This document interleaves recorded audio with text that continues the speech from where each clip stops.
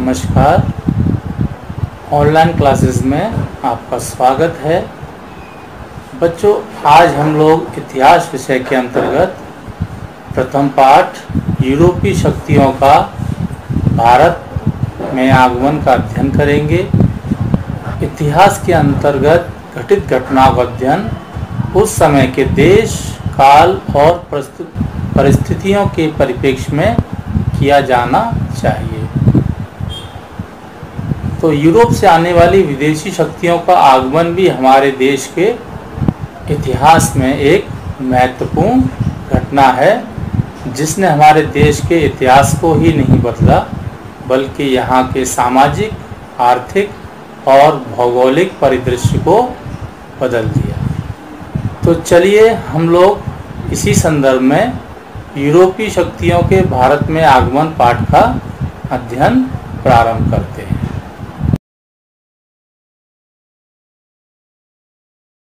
प्राचीन काल से ही भारत का विदेशों से संपर्क रहा है। बच्चों, आप पूर्व की कक्षाओं में ये पढ़ चुके हो कि प्राचीन काल में भारत में हड़प्पा सभ्यता के समय से ही भारत का विदेशों से व्यापार होता रहा था। मिस्र, मेसोपोटामिया आदि देशों से प्राप्त वस्तुओं से होता है। कक्षा 6 में पढ़ चुके हो कि भारत की जो प्राचीन सभ्यता थी वो सिंधु घाटी की सभ्यता थी और विश्व में और भी उस समय कई समकालीन सभ्यताएं थीं, जैसे मिस्र की सभ्यता, मेसोपोटामिया की सभ्यता, चीन की सभ्यता और भूमध्य सागरीय क्रीट की सभ्यता। तो प्राचीन काल से ही भारत का मिस्र और मेसोपोटामिया के साथ व्यापारिक संबंध रहे थे। भारत के लोग फारस की खाड़ी, ये आप देख सकते हैं, फारस की खाड़ी के समुद्री रास्ते अथवा हिंदू कुछ पहाड़ियों में ये देखो खैबर दर्रा है के स्थल मार्ग के द्वारा इराक होते हुए, ये देखिए ये मेसोपोटामिया जिसको अब इराक कहते हैं, से होते हुए मिस्र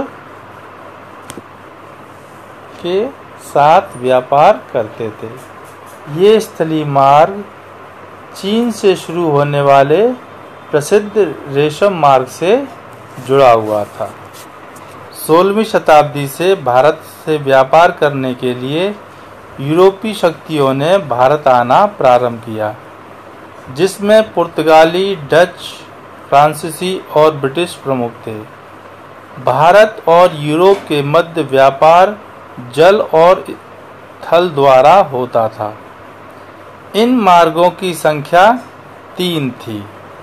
प्रथम मार्ग फारस की खाड़ी से होता हुआ समुद्री मार्ग था। इस मार्ग से इराक, तुर्की, वेनिस और जिनेवा से व्यापार होता था।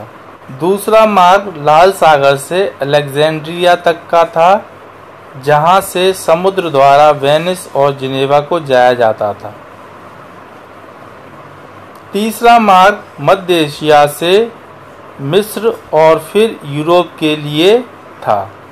आपकी पुस्तक में दिए गए मानचित्र को और अधिक स्पष्टता से देखने के लिए इन व्यापारिक मार्गों को हम दूसरे मानचित्र की सहायता से देखते हैं। जो समुद्री मार्ग था वो फारस की खाड़ी से होता हुआ समुद्री मार्ग था। ये देखिए, ये भारत से ये फारस की खाड़ी है, जिसे पर्शियन गल्फ भी बोलते हैं, और ये मेसोपोटामिया होता हुआ जिसे इराक कहते हैं, वेनिस और जिनेवा के लिए जाता था। दूसरा मार्ग लाल सागर से अलेक्जेंड्रिया तक का था। ये देखिए दूसरा मार्ग, ये लाल सागर, ये अलेक्जेंड्रिया शहर, और फिर यहाँ से समुद्र के रास्ते वेनिस और जिनेवा जाया जाता था।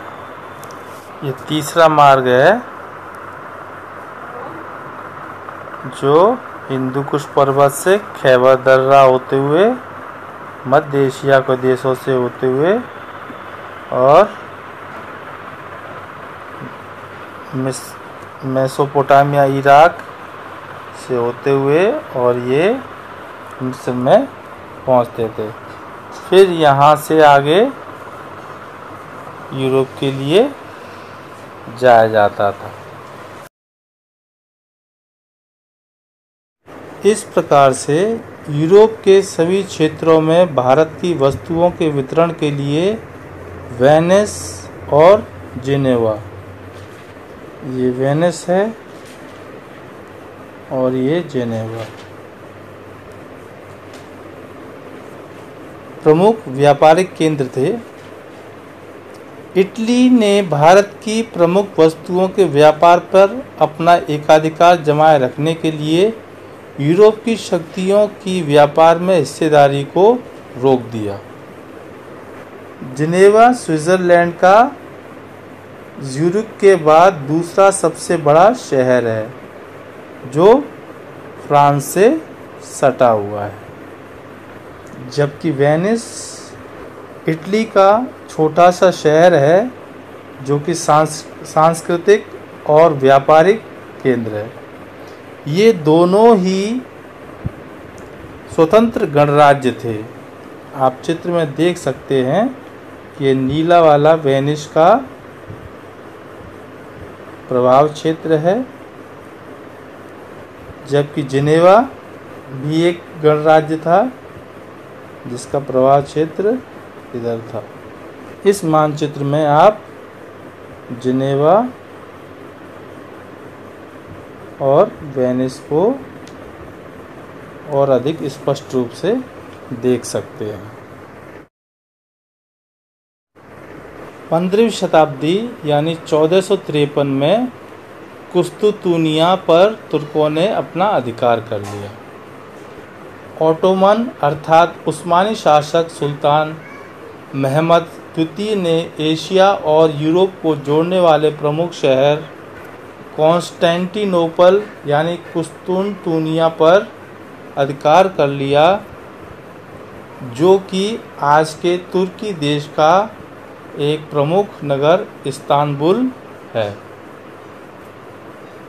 इस शहर की स्थापना रोमन सम्राट कॉन्स्टेंटाइन ने 330 ईस्वी में की थी और बाद में यह रोम के स्थान पर रोमन साम्राज्य की राजधानी बन गया था। आप इस मानचित्र में ओटोमन साम्राज्य का विस्तार देख सकते हैं।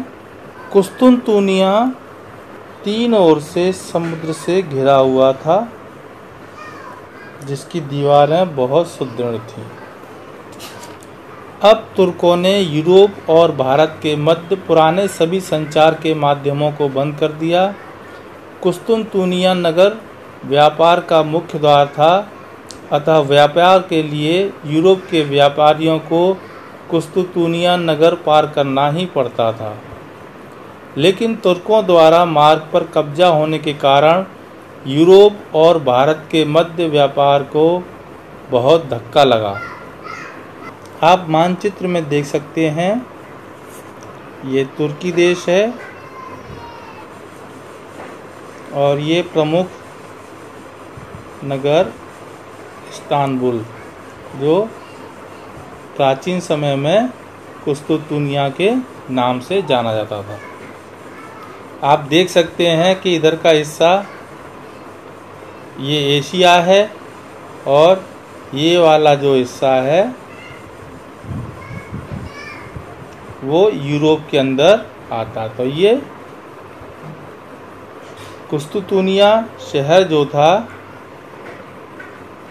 वो एशिया और यूरोप को जोड़ने वाला प्रमुख शहर था।